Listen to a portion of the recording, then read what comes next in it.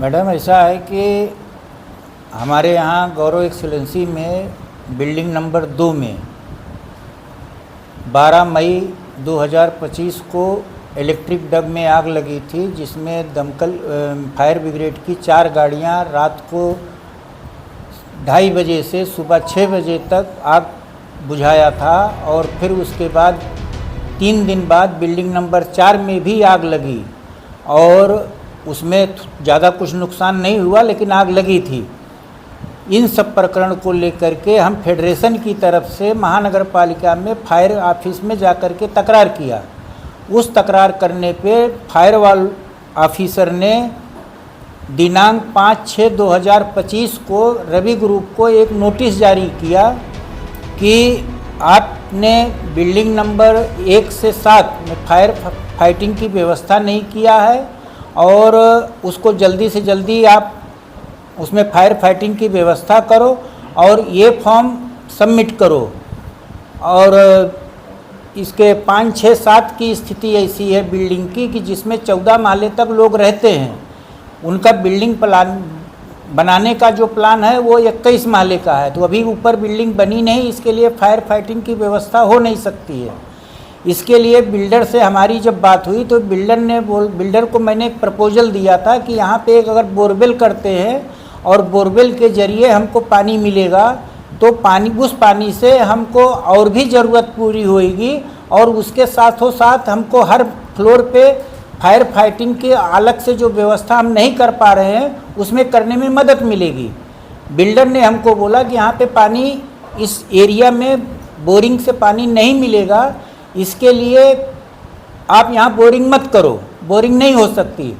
तो हम लोगों ने डिसीजन लिया कि लाख रुपए का बोरिंग का खर्चा है, ये बोरिंग का खर्चा हम लोग सोसाइटी से करते हैं और अगर पानी आ गया तो बिल्डर ने बोला कि अगर पानी आ गया बोरिंग में तो आगे की जो भी प्रक्रिया है उसको वो पूरी प्रक्रिया मैं पूरी करके दूंगा, ऐसा उसने कमिट किया था हमको। जिसके अनुसार हम लोगों ने वहाँ पे बोरवेल किया। बोरवेल करने के बाद पानी मिला हमको। पानी मिलने के बाद हमने बिल्डर को कांटेक्ट किया।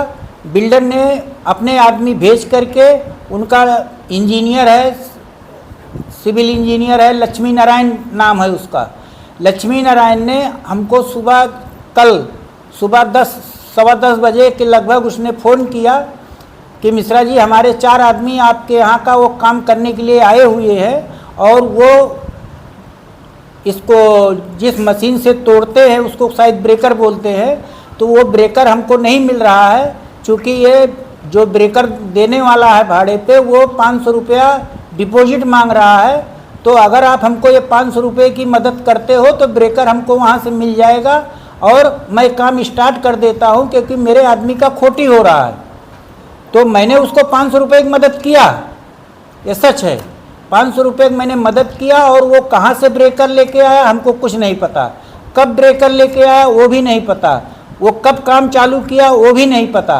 बाद में हमारी कुछ मीटिंग थी वासी न्यू मुंबई में, जब मैं थाना क्रॉस किया तब हमको वहाँ से फ़ोन आता है हमारी सोसाइटी से कि ऐसे ऐसी अपनी सोसाइटी में घटना हो गई और एक आदमी उसमें एक्सपायर हो गया, जिसके लिए हमने काफ़ी प्रयास किया है लोगों को। यहाँ पे जो भी रवि डेवलपर के नाम से आप पूरा शहर जानता है कि वो कोई भी सुविधा तो देता नहीं है, अनधिकृत बांध काम करने का उसका रिकॉर्ड है।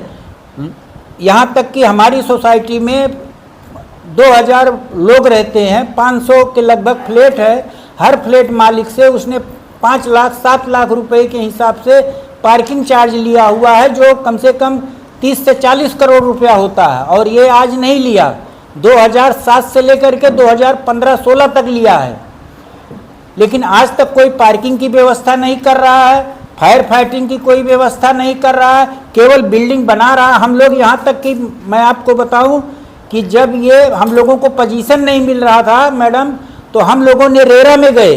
रेरा में जा करके जब केस किया तो रेरा के आर्डर पे हमको पोजीशन भी दिया। 12 साल 13 साल आदमी पैसा देने के बाद, भटकने के बाद पोजीशन मिला, और जो पोजीशन भी मिला है तो हम लोगों को आज तक कोई सुविधा नहीं मिली है। और ये कल कुछ लोगों ने गलत एक गुमराह फैलाया गया कि इसमें सोसाइटी फेडरेशन ने काम करवा रहा था, ऐसा कुछ नहीं है। जो भी काम करना था वो बिल्डर को करना था और बिल्डर ही कर रहा था। जिसका उनका जो इंजीनियर है उसने जो फ़ोन किया है उसका हमारे पास रिकॉर्डिंग भी है। मृतक के परिवार को जो भी आर्थिक सहायता की गई वो किस तरीके से की गई और मृतक को क्या उसके पार्थिव शरीर को उसके घर तक पहुंचाया गया?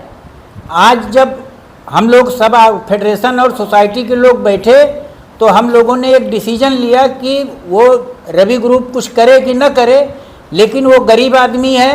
हमको सोसाइटी से फेडरेशन की तरफ से मानवता के तौर पे, वो गरीब आदमी है, उसने इच्छा जाहिर की कि हमको अपने आदमी की शव जो है अपने गांव बिहार लेके जाना है, जिसके लिए हम लोगों ने उनको 70,000 रुपया सोसाइटी से निकाल करके हम लोगों ने उनको दिया, मदद किया और यहाँ से वो अपना शव लेकर के अपने गांव की तरफ गए। फेडरेशन के हिसाब से आप लोग जो सोसाइटी में काम कर रहे हैं आपको किसी भी प्रकार की कोई भी सुविधा नहीं दी गई है।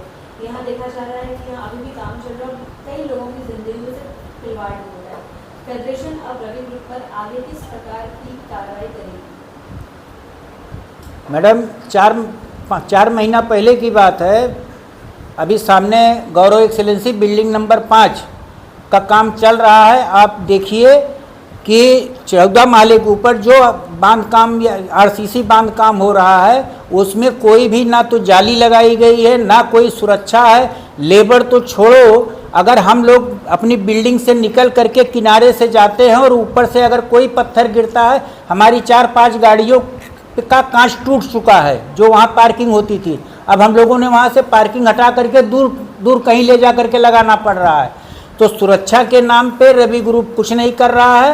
फेडरेशन इसके लिए पूरी जिम्मेदारी के साथ सोसाइटियों को साथ में ले करके, सभी मेंबरों को साथ में ले करके ये लड़ाई को आगे लेके जा रही है। अभी हम लोग अगर ये बिल्डर चलेगा ठीक, नहीं तो हम डीम कन्विंस की तरफ जाएंगे और डीम कन्विंस करके फिर जो भी लीगल एक्शन लेना होगा वो हम लेंगे।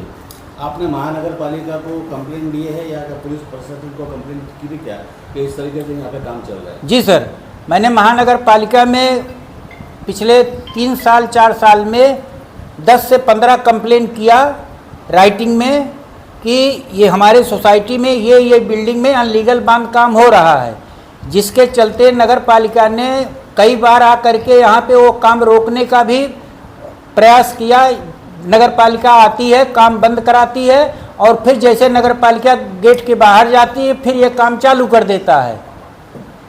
तो ये किसके छत्र छाया में इतना बड़ा जो इलीगल काम कर रहा हो, किसको जिम्मेदार मानोगे?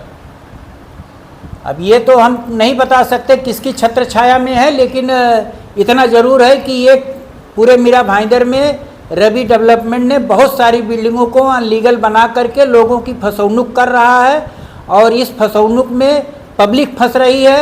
फ्लैट खरीद करके उसको पोजीशन नहीं मिल रहा है, पोजीशन भी मिल रहा है तो उसको जो पैसा इसने लिया पार्किंग के नाम पे, यहाँ तक कि मैं आपको यहाँ बताऊँ एक्सेलेंसी की कि हम लोगों से सोसाइटी बनाने के नाम पे पैसा लिया बिल्डर ने, पानी का कनेक्शन के नाम पे पैसा लिया, प्रॉपर्टी टैक्स के नाम पे पैसा लिया, लेकिन ना तो उसने प्रॉपर्टी टैक्स हम लोगों को लगा के दिया, ना उसने हमको पानी का कनेक्शन ला के दिया, ना उसने सोसाइटी बना के दिया।